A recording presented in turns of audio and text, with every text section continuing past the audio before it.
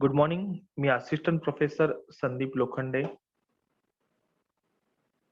Arts and commerce college Nagthane, department of commerce. आज आपण income assessment year 2020-21 यासाठी applicable असलेले अमेंडमेंट्स आपण या ठिकाणी बघणार आहे. Income from house property. First point, basis of charge under section 22. In house property, income computed on annual value basis. Conditions, त्याच्या बेसिक कंडिशन्स आहेत. First point, the property should consist of any land or lands apparent relating to something relevant thereto. एखादं बांधकाम असेल किंवा जमीन असेल त्याचा समावेश प्रॉपर्टी मध्ये केला जाईल. Second point, assessee should be owner of property. तो ऍसेसी जो आहे, ज्या व्यक्तीचा आपण इन्कम कॅल्क्युलेट करतोय, तो व्यक्ती त्या प्रॉपर्टीचा मालक असला पाहिजे. Next, property should not be occupied by owner for his on business और प्रोफेशन. ती प्रॉपर्टी तुम्ही स्वतःच्या व्यवसायासाठी किंवा प्रोफेशनसाठी वापरत असाल तर ती बिझनेसची किंवा प्रोफेशनची ऍसेट होती, तशी प्रॉपर्टी नसावी. म्हणजे इथं 3 पॉइंट महत्वाचे आहेत. प्रॉपर्टीमध्ये काय असेल, बिल्डिंग असेल, बांधकाम असेल कोणतंही, किंवा मोकळी जागा असेल. त्याच्यानंतर ऍसेसी हा प्रॉपर्टीचा मालक पाहिजे आणि प्रॉपर्टी त्यांनी स्वतःच्या व्यवसायासाठी वापरलेली नसावी. Classification of house property. Income from house property calculate करताना आपण ज्या प्रॉपर्टीज आहेत त्याचं क्लासिफिकेशन या पद्धतीने करणार आहे.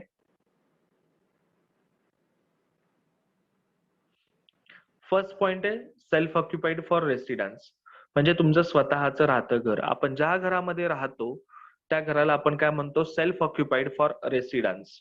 The property which is used for own residence by individual or by a HUF are known as self occupied property. तुमच्या कुटुंबाने किंवा तुम्ही स्वतःसाठी राहण्यासाठी घर वापरताय अशी प्रॉपर्टी. असेसमेंट इयर 2021 पासून आपण 2 प्रॉपर्टी SOR दाखवू शकतो. आता पूर्वी एकच प्रॉपर्टी आपण SOR दाखवू शकत होतो, पण या असेसमेंट इयर पासून आता नियम बदललेत. त्यांनी याच्यानुसार तुम्ही 2 प्रॉपर्टी कोणत्याही तुमच्या चॉईस नुसार, तुमच्या प्रॉपर्टी 4-5 किती असू द्या, पण 2 प्रॉपर्टी तुम्ही SOR दाखवू शकता. नेक्स्ट पॉइंट आहे let out property. The property which is given to other person by charging some amount as rent, it is called as let out property. तुम्ही तुमची स्वतःची प्रॉपर्टी दुसऱ्याला राहण्यासाठी देताय, काहीतरी चार्ज करताय, म्हणजे त्याच्याकडून रेंट घेताय. म्हणजे रेंट वरती दिलेली जी प्रॉपर्टी असती, भाडे तत्वावरती दिलेली जी प्रॉपर्टी असती, त्याला काय म्हणतो आपण, लेट आउट प्रॉपर्टी. पुढचा पॉइंट आहे deem to be let out property under section 24 subsection 23 subsection 4. When the person has occupied more than 2 houses for his own residential purpose, any 2 houses can be treated as self-occupied and all other houses will be assumed as deemed to be let out. जर एखाद्या व्यक्तीकडे 2 पेक्षा जास्त घरं स्वतःला राहण्यासाठी वापरत असतील ते, तर अशा वेळेस कोणती 2 प्रॉपर्टी SOR दाखवता येतील. मग त्यापेक्षा जास्तीच्या प्रॉपर्टी काय असतील तर त्या deem to be let out आपण दाखवतो. म्हणजेच काय, त्या भाडे तत्वावरती दिलेल्या आहेत असं दाखवून त्याचा आपण काय करतो, इन्कम कॅल्क्युलेट करावा लागतो. ही झाली तिसरी प्रॉपर्टी. या पहिल्या 3 प्रॉपर्टी आपल्यासाठी महत्वाच्या असतील income from house property topic साठी. चौथी प्रॉपर्टी आहे बिझनेस और प्रोफेशनल ऍसेट. तुमच्या व्यवसायाची ऍसेट, म्हणजे मगाशी आपण बघितला मुद्दा की ती प्रॉपर्टी व्यवसायासाठी वापरलेली नसावी. ज्यावेळेस आपण स्वतःच्या व्यवसायासाठी एखादी प्रॉपर्टी वापरतो त्यावेळेस ती होती बिझनेस ऍसेट. आणि आपण अकाउंटिंग मध्ये एक बेसिक कन्सेप्ट बघतो, बिझनेस एंटिटी कन्सेप्ट, ज्या कन्सेप्ट नुसार व्यक्ती आणि त्याचा व्यवसाय हे 2 स्वतंत्र आहेत. सेम तसंच आहे, ज्यावेळेस तुम्ही ती ऍसेट बिझनेस साठी वापरता ती बिझनेस ऍसेट होती, त्याचं कॅल्क्युलेशन इथं इन्कम फ्रॉम हाऊस प्रॉपर्टी मध्ये होत नाही, कारण हा तुमचा पर्सनल इन्कम या ठिकाणी कॅल्क्युलेट केला जातो इन्कम फ्रॉम हाऊस प्रॉपर्टीचा.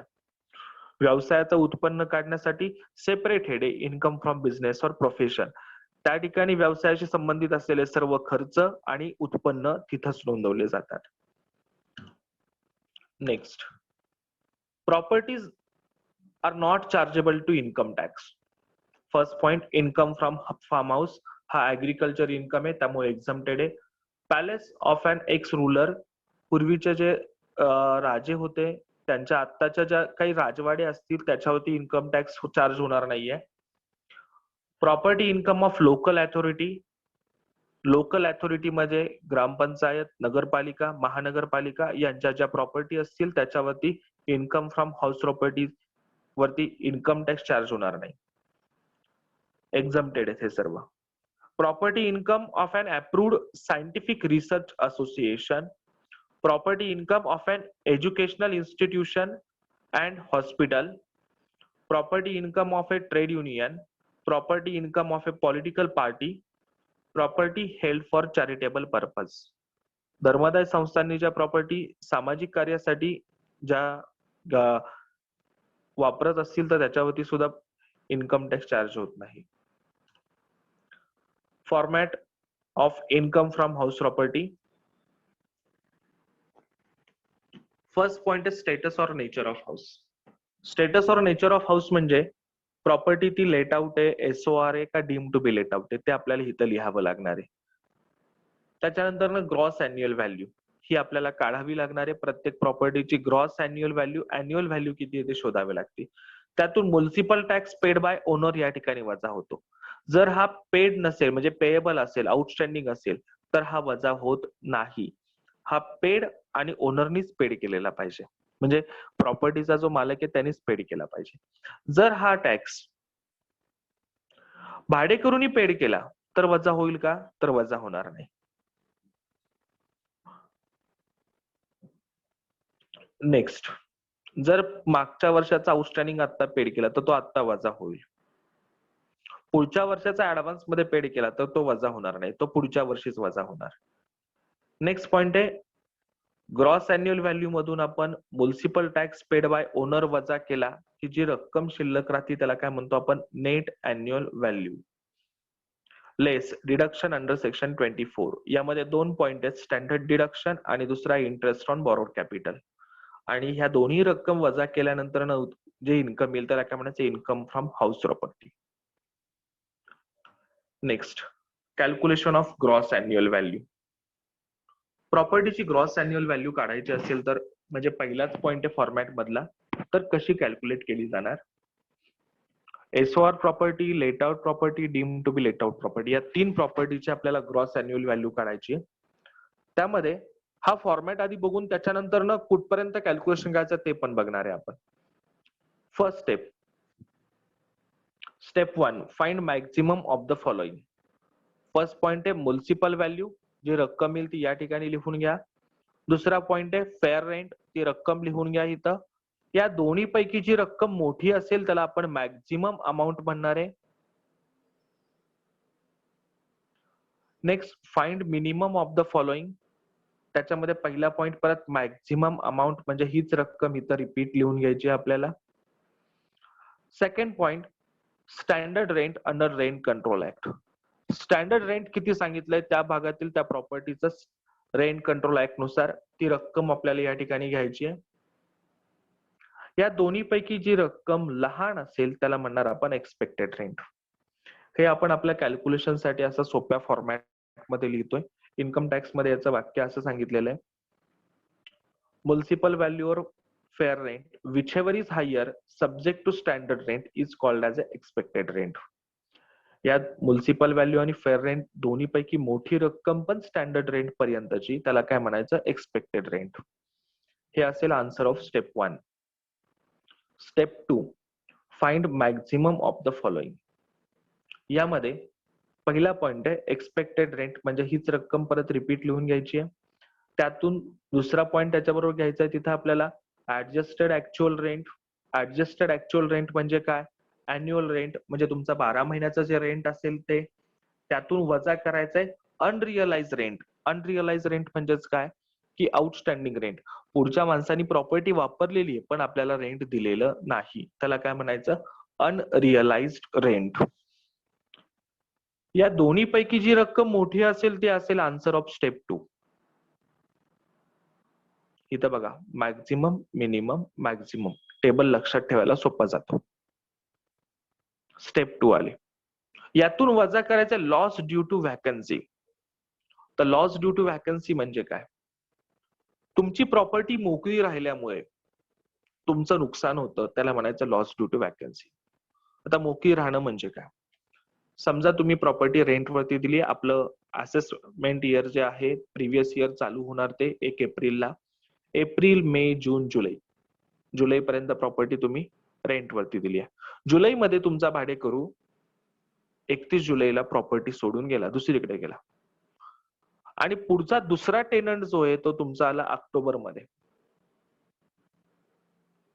मध्ये 2 महिने राहिले, ऑगस्ट, सप्टेंबर. हे 2 महिने प्रॉपर्टी कोणीच वापरली नाहीये, त्यामुळे जे तुमचं नुकसान झालं त्याला म्हणायचं लॉस ड्यू टू व्हॅकन्सी. कुठल्याच भाडेकरूने वापरली नाही, त्यामुळे ही रक्कम वजा करा. स्टेप 2 मधून जी रक्कम येईल त्याला म्हणायचं ग्रॉस अॅन्युअल व्हॅल्यू. आता आपल्याला 3 प्रॉपर्टी त्याच्या ग्रॉस अॅन्युअल व्हॅल्यू बघायच्यात. Property gross annual value. Property self occupied for residence असेल तर ग्रॉस अॅन्युअल व्हॅल्यू किती असणार आहे? नील. प्रॉपर्टी जर सेल्फ ऑक्युपाइड असेल तर त्याची ग्रॉस अॅन्युअल व्हॅल्यू आणि नेट अॅन्युअल व्हॅल्यू दोन्हीही नील असतात. प्रॉपर्टी लेट आउट असेल तर step 2 minus loss due to vacancy म्हणजे पूर्ण वर्किंग करायचंय आपल्याला. आणि property deem to be let out असेल तर आन्सर ऑफ स्टेप 1 पर्यंतच करायचंय. चेक करा. Deem to be let out असेल तर इथपर्यंतच करायचंय स्टेप 1. कारण deem to be let out property म्हणजे काय? प्रॉपर्टी रेंटवरती दिली नसती, पण फक्त आपण दाखवतो इन्कम टॅक्स पर्पज साठी ती रेंटवरती दिलेली आहे. आणि प्रॉपर्टी लेट आउट असेल तर का? Step 2 minus loss due to vacancy म्हणजे इथपर्यंत तुम्हाला कॅल्क्युलेशन करावं लागणार आहे. हे सर्वच कॅल्क्युलेशन लेट आउट प्रॉपर्टीसाठी करावं लागतं आपल्याला. Next, deductions from net annual value. First point is standard deduction. Under section 24 subsection A standard deduction आता किती अलाउड आहे? 30% ऑफ नेट अॅन्युअल व्हॅल्यू. तुमची नेट अॅन्युअल व्हॅल्यू जी रक्कम असेल त्याच्या किती? 30% रक्कम. ग्रॉस अॅन्युअल व्हॅल्यू त्यातून municipal tax paid by owner वजा करा. जी शिल्लक राहती रक्कम त्याला काय म्हणतो आपण? Net annual value. त्याच्या 30% काय असेल? Standard deduction. Next, interest on borrowed loan under section 24B. तुम्ही घराच्या बांधकामासाठी, घर खरेदीसाठी किंवा घराच्या रिपेअर्स, मेंटेनन्स, रिकन्स्ट्रक्शन, रिनोव्हेशन यासाठी कर्ज काढलं तर त्या कर्जावरचं इथं व्याज वजा होणार आहे. त्या कर्जाची यावर्षी चालू वर्षीची तुम्ही रक्कम रिपेड केली असेल, मुद्दल प्रिन्सिपल अमाऊंट जी रिपेड केली असेल ती सेक्शन 80C मध्ये तो वजा होती रक्कम. ती सेक्शन 80 सबसेक्शन सी मध्ये त्या ठिकाणी ती वजा होईल. या ठिकाणी फक्त व्याजाची रक्कम वजा होईल. याच्यामध्ये 2 पॉइंट असणार आहेत, प्री कन्स्ट्रक्शन पिरियड इंटरेस्ट आणि पोस्ट कन्स्ट्रक्शन पिरियड इंटरेस्ट. आता प्री कन्स्ट्रक्शन पिरियड म्हणजे काय? Pre construction period is the period starting from the day of borrowing or day of commencement of construction whichever is later. तुम्ही कर्ज काढलाय तो किंवा बांधकामाला सुरुवात केली आहे या दोन्हीपैकी नंतरचा दिवस. And ending on the 31st March immediately prior to the year of completion of construction. ज्या दिवशी तुमचं बांधकाम पूर्ण होतंय त्याच्या आधीचा 31 मार्च पर्यंतचा कालावधी. म्हणजे कर्ज काढलंय तो दिवस किंवा बांधकाम सुरू केलंय त्याच्यानंतर, या दोन्हीपैकी जो नंतरचा दिवस असेल तिथून पुढं ते बांधकाम ज्या दिवशी पूर्ण झाले त्याच्या आधीचे 31 मार्च पर्यंत, या कालावधीला काय म्हणायचं? Pre construction period. पुढच्या व्हिडिओमध्ये आपण उदाहरणासह हे सर्व पॉइंट्स बघणार आहे. तर या कालावधीचं जे इंटरेस्ट असेल ते सर्व अक्युमुलेट केलं जाईल. चेक करा second paragraph. Interest for pre-construction period is accumulated and can be claimed as deduction over a period of 5 continuous year in equal installment from the year of completion of construction. जे pre construction पिरियडचा असेल interest 2 वर्षाचा असेल, 3 वर्षाचा असेल, कितीही असेल, ते सर्व एकत्र करायचं आणि ज्या वर्षी बांधकाम पूर्ण झाले तिथून पुढे सलग 5 वर्ष त्याचे 5 इक्वल इन्स्टॉलमेंट्स करायचे आणि त्याच्यामध्ये ते डिडक्शन साठी आपण अप्लाय करू शकतो. हे झालं pre construction. Post construction period. Post construction period starts from the beginning of the financial year in which the construction is completed. ज्या वर्षी बांधकाम पूर्ण झालं त्या वर्षाच्या सुरुवातीपासून म्हणजे 1 एप्रिल पासून तुमचा पोस्ट कन्स्ट्रक्शन पिरियड चालू होतो. तिथून पुढं ते तुम्ही कर्ज ज्या दिवशी परतफेड करताय, रिपेमेंट करताय त्या दिवसापर्यंत. मग त्याचा तुम्हाला अॅन्युअल इंटरेस्ट दरवर्षी तुम्ही क्लेम करू शकता डिडक्शन साठी.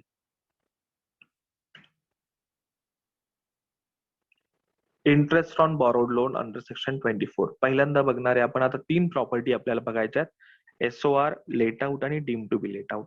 प्रॉपर्टी एसओआर असेल तर काय?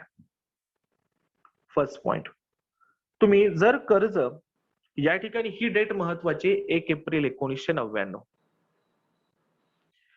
या डेटच्या आधी तुम्ही परचेस आणि कन्स्ट्रक्शन साठी कर्ज काढलं असेल तर तुम्हाला डिडक्शन 30,000 पर्यंत मिळणार आहे. परचेस कन्स्ट्रक्शनला 1 एप्रिल 99च्या आधी तुम्ही कर्ज काढलेला असेल बांधकाम आणि खरेदीसाठी घराच्या तर 30,000 पर्यंत तुम्हाला वजावट मिळणार. 30,000 नाही 30,000 पर्यंत. जर तुम्ही 25,000च इंटरेस्ट पेड केलं तर 25,000 आणि 30,000 दोन्ही पैकी लहान रक्कम कोणती? 25,000 तीच वजा होईल. पण जर परचेस आणि कन्स्ट्रक्शन साठी तुम्ही 1 एप्रिल 99च्या नंतर कर्ज काढलं असेल तर वजावट 2 लाखापर्यंत मिळू शकते. यासाठी एक कंडिशन आहे ती महत्वाची. ही condition, if construction is not completed within 5 years from end of the financial year in which the loan was taken, the assessee will allow to deduct interest on borrowed capital up to 30,000 only. 2 लाखाची जर तुम्हाला वजावट पाहिजे असेल तर कर्ज काढल्यापासून तिथून पुढं ज्या वर्षी तुम्ही कर्ज काढलंय ते वर्ष संपेल तिथून पुढे 5 वर्षाच्या आत from end of the financial year.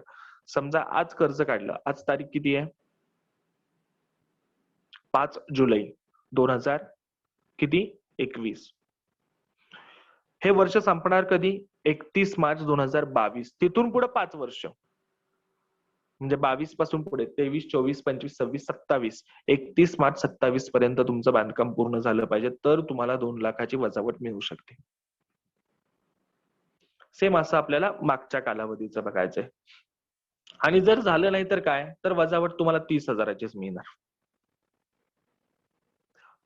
आणि रिपेअर्स, रिन्युअल, रिकन्स्ट्रक्शन साठी कधीही कर्ज काढा, 1 एप्रिलच्या आधी काढा नंतर काढा, तुम्हाला 30,000 पर्यंतच रक्कम वजावट मिळू शकते, डिडक्शन मिळू शकतं.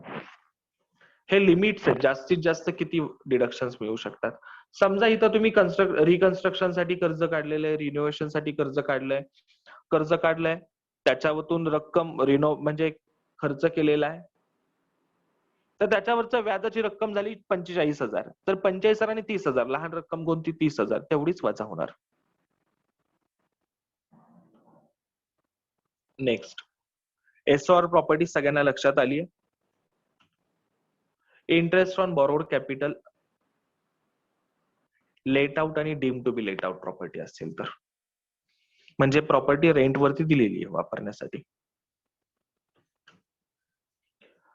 There is no maximum limit on deduction for interest paid or payable on loan taken for construction, purchase, repairs, renewal, reconstruction आणि renovation सुद्धा घेऊ शकतो आपण of the house property which is let out and deemed to be let out. जी property rent out, let out असेल किंवा deem to be let out असेल त्यासाठी मॅक्झिमम डिडक्शन किती घ्यायचं ह्याची मर्यादा दिलेली नाही. किती असू द्या तेवढं पूर्ण वजा होऊ शकतं. पण प्रॉपर्टी ती लेट आउट किंवा deem to be let out असेल तरच. इन्कम फ्रॉम हाऊस प्रॉपर्टी मधल्या ग्रॅज्युएशन साठी आवश्यक असलेला सर्व बेसिक भाग आपण आजच्या व्हिडिओमध्ये बघितलाय. हा तुम्हाला समजला असेल असं आपण समजूया. समजला असेल तर हा व्हिडिओ तुम्ही तुमच्या वर्गातील इतर मित्रमैत्रिणींना, शिवाजी विद्यापीठाच्या अंतर्गत असलेल्या इतर महाविद्यालयातील मित्रमैत्रिणींना पाठवा आणि व्हिडिओ लाईक करा.